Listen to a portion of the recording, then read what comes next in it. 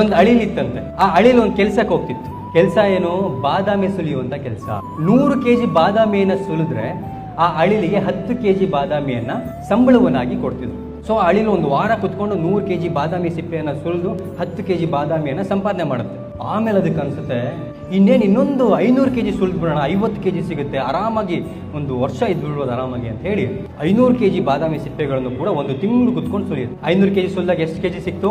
50 kg ಬಾದಾಮಿ ಸಂಬಳವಾಗಿ ಸಿಕ್ತು. So 50 kg ಬಾದಾಮಿನೂ ಕೂಡ ತಗೊಂಡು ಹೋಗಿ ಒಂದು ಕಡೆ ಸ್ಟೋರ್ ಮಾಡಿಕೊಂಡು ಆರಾಮಾಗಿ ತನ್ನ ಗೂಡಲ್ಲದು ತಿಂತಾ ಕೂತ್ಕೊಳ್ಳುತ್ತೆ.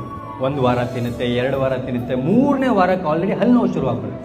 ಯಾಕೆ ಅಂತ ನೋಡಿದಾಗ ಆ ಬಾದಾಮಿ ಸಿಪ್ಪೆಗಳನ್ನ ಸುಲಿದು ಅದ್ರ ಹಲ್ಲೆಲ್ಲ ಸೌದೋಗ್ಬಿಡುತ್ತೆ. ಅದೇನಂತ ಯೋಚನೆ ಮಾಡ್ತು, ಚೆನ್ನಾಗಿ ಸುಲಿದ್ಬಿಟ್ಟು ನಾಳೆ ಕುತ್ಕೊಂಡು ತಿಂತೀನಿ ಅಂತ ಯೋಚನೆ ಮಾಡ್ತು. ಇದೇ ಒಂದು ಪರಿಸ್ಥಿತಿಲಿ ಎಷ್ಟೋ ಜನ ಇದ್ದಾರೆ.